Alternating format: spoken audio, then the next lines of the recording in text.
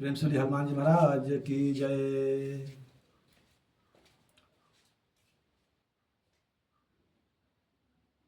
ओम नमः शिवाय।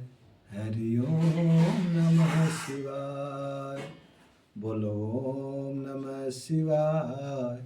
हरि ओम नमः शिवाय। बोलो ओम नमः शिवाय। हरि ओम नमः शिवाय। बोलो ओम नमः शिवाय। हरि ओम नमः शिवाय। बोलो ओम नमः शिवाय। हरि ओम नमः शिवाय। प्रेम से बोलिए शंकर जी महादेव की जय। पार्वती मैया की जय। देखिए, एक समय पार्वती मैया को भगवान भोलेनाथ कथा श्रवण करा रहे हैं बाल कांड से। बाल कांड में कथा श्रवण करा रहे हैं और इस बाल कांड में अनेक प्रकार से पार्वती मैया ने प्रश्न किया और भगवान भोलेनाथ उनका प्रति उत्तर दिया। एक बार प्रश्न आता है कि राम जी का नाम क्रू वशिष्ठ जी केवल राम रखे थे। केवल क्या रखे थे? राम। और वही राम जी जब द्वापर में कृष्ण अवतार लेते हैं तो घर का आचार्य जी इनका नाम रखते हैं केवल कृष्ण। केवल कृष्ण नाम इनका पड़ता है। देखिए, राम नाम सीधा है। कोई भी राम नाम बहुत प्रेम से ले सकता है। और राम और कृष्ण क्यों इस तरह से नाम रखा गया? राम कृष्ण दो एक हैं, अंतर नहीं निवेश। इनके नयन गंभीर हैं तो इनके चपल विशेष। मतलब राम जी हर तरह से सीधे सरल, यानी सीधे सरल का भाव क्या होता है कि इनके अंदर कोई भी छोटा प्राणी बड़ा प्राणी सबके एक समान राम जी देखते थे। इनका नाम ही है राम। कितना आनंद का नाम है राम। और यही राम का जब द्वापर में आ रहे हैं तो इनका कृष्ण नाम पड़ता है। अच्छे भले प्राणी कृष्ण शब्द जल्दी बोल नहीं पाते हैं। जिसके मुख में एक दो दांत टूट गया हो या कुछ उम्र से ढल गए हों, वो प्राणी कृष्ण शब्द नहीं बोल सकते हैं। कृष्ण कहेंगे, कृष्ण। ऐसे ऐसे लोग बोलते हैं, कृष्ण नहीं बोल पाते हैं। और राम शब्द लगभग कोई प्राणी राम का नाम ले सकता है क्योंकि एकदम सीधा है। और राम जी भी सीधे। और यहाँ वही राम जी का नाम कृष्ण के रूप में कितना टेढ़ा कि ठीक से कोई ले भी नहीं सकता है। और नाम ही टेढ़ा नहीं, काम भी टेढ़ा इनका। और काम ही टेढ़ा नहीं, शरीर भी टेढ़ा। कृष्ण भगवान का शरीर 3 जगह से टेढ़ा है। कृष्ण भगवान का कमर टेढ़ा, गर्दन टेढ़ा, पैर भी टेढ़ा, यानी 3 जगह से टेढ़े हैं कृष्ण भगवान। और हर प्रकार से सीधे हैं हमारे मर्यादा पुरुषोत्तम श्री रामचंद्र जी। क्यों ये टेढ़े हुए, क्यों वो सीधे हुए? क्योंकि बहुत पहले से कहा जाता है कि भोजपुरी में एक कहावत कही जाती है कि सोझे अंगुरी घी नहीं निकलला। अवधी भाषा में ये माताएं लोग कहती हैं कि सीधा अंगुली से घी नहीं निकलता है, टेढ़ा करना पड़ता है। करना पड़ता है ना। तो उसी प्रकार से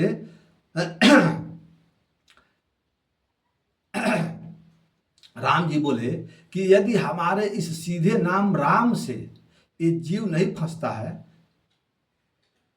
तो मैं टेढ़ा बनूंगा अगले अवतार में कृष्ण रूप में। कृष्ण के आगे जो ऐसे री लगता है, की के आगे जो री लगता है, उसी प्रकार से मछली फंसाने वाला बंसी होती है।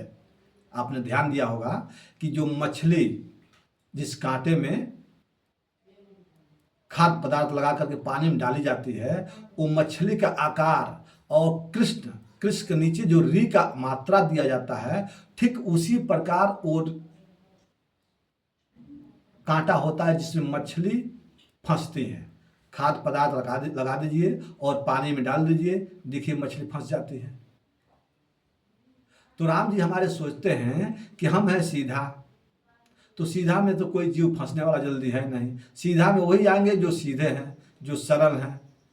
जो भक्त हमको वही अपनाएंगे, जो हमारा जीव वही अपनाएगा कि जो हमारा जीव सीधा हो, सरल हो, वही हमको अपनाएगा। और जो जीव टेढ़ा हो गया है, बचपन से टेढ़ा कठोर हो गया है, उस जीव को कैसे अपनाएंगे भाई हम? तो उस जीव को अपनाने के लिए भगवान कृष्ण रूप यानी राम जी कृष्ण रूप बनते हैं, यानी बंसी के रूप में। बंसी के रूप में मीठी मीठी सुंदर सुंदर स्वर भर करके कुछ उससे कुछ, यानी नौ सीधा सही तो टेढ़े सही। भगवान का कथन है कि इस जीव को मैं छोड़ता नहीं हूं। देखिए हम जीवों के लिए भगवान कितने लालायित हैं, कितने भूखे हैं हम जीवों के लिए। और हम जीव एक ऐसे महामूर्ख हैं कि भगवान की तरफ हमारा दृष्टि ही नहीं घूमता है, उनसे हमसे मतलब ही नहीं है। हाँ, भगवान से मतलब कब होता है हमारा, कि जब भगवान से हम कुछ मांगते हों और भगवान हमारा सब कुछ पूरा कर रहे हैं, तब तो भगवान हमारे लिए ठीक है। यदि भगवान से हमने कुछ मांगा, भगवान हमको नहीं दिया, तो भगवान हमारे लिए किस मतलब का? क्योंकि हम स्वार्थ के हितैषी है ना, हम लोग स्वार्थ के मतलबी हैं। और भगवान हमारे क्या है?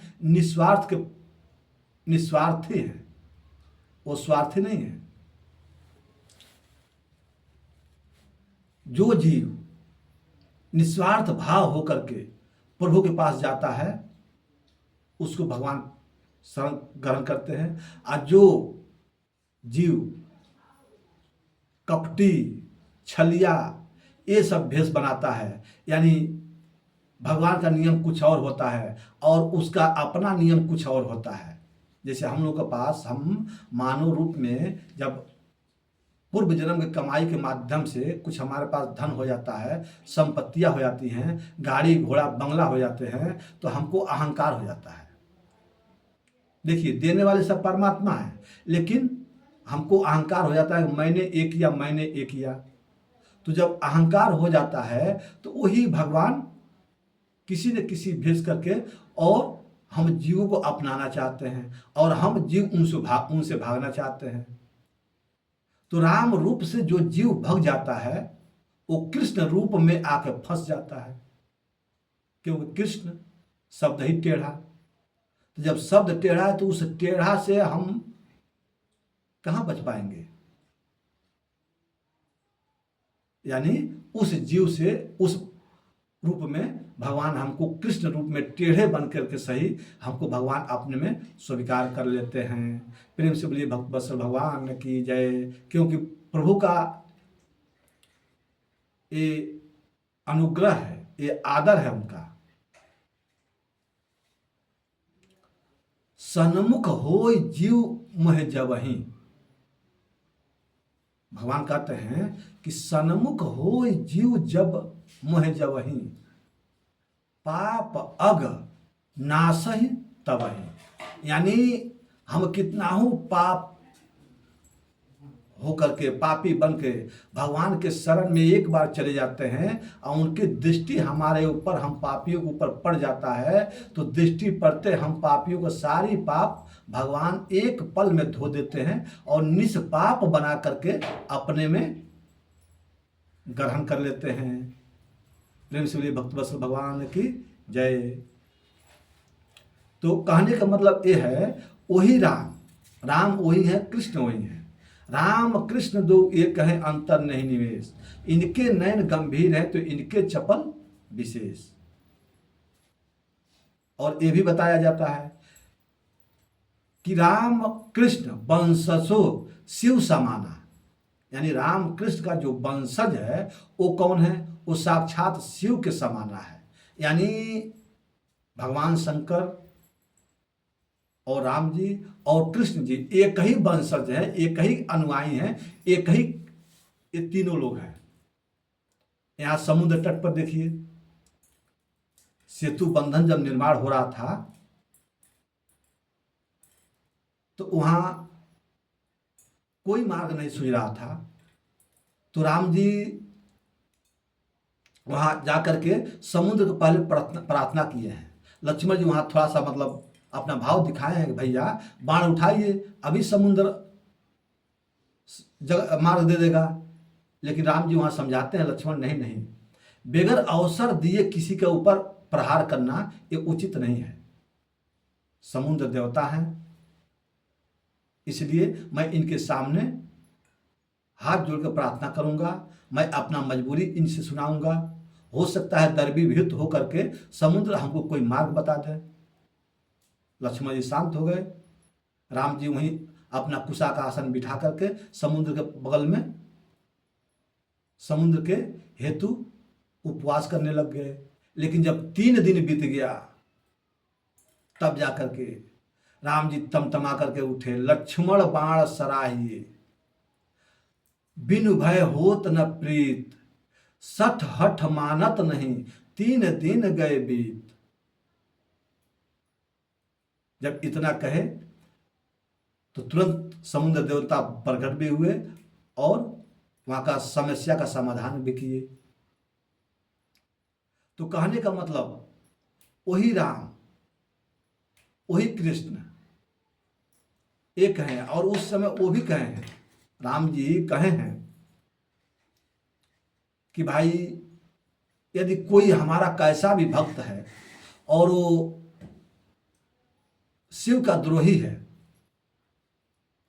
शिव जी से शत्रुता करता है, यानी शिव जी के भक्ति पूजा नहीं करता है और वो डायरेक्ट हमारे पास आना चाहता है, तो नो एंट्री। नो एंट्री का मतलब कोई व्यवस्था नहीं। कहते हैं भगवान, शिव द्रोही मम दास कहावा, सो नर मुह सपने हो नहीं भावा। इसलिए जो शंकर है वो राम है, जो राम है वही कृष्ण है, जो कृष्ण है वही राम है, जो राम है वही शंकर है। तो हमें इन भ्रम से दूर रहना चाहिए और भगवान के श्री चरणों में हमेशा अनुग्रह, प्रेम, अपने आत्म भाव को, आत्मविश्वास को हमेशा भगवान के श्री चरणों में लगाना चाहिए। कहने का मतलब ये होता है कि 3 लोक होते हैं। 3 लोक होते हैं ना, 3 लोक। और इधर देखिए सृष्टि में ब्रह्मा विष्णु महेश। ब्रह्मा जी का काम क्या है? सृष्टि करना। भगवान विष्णु जी का काम क्या है?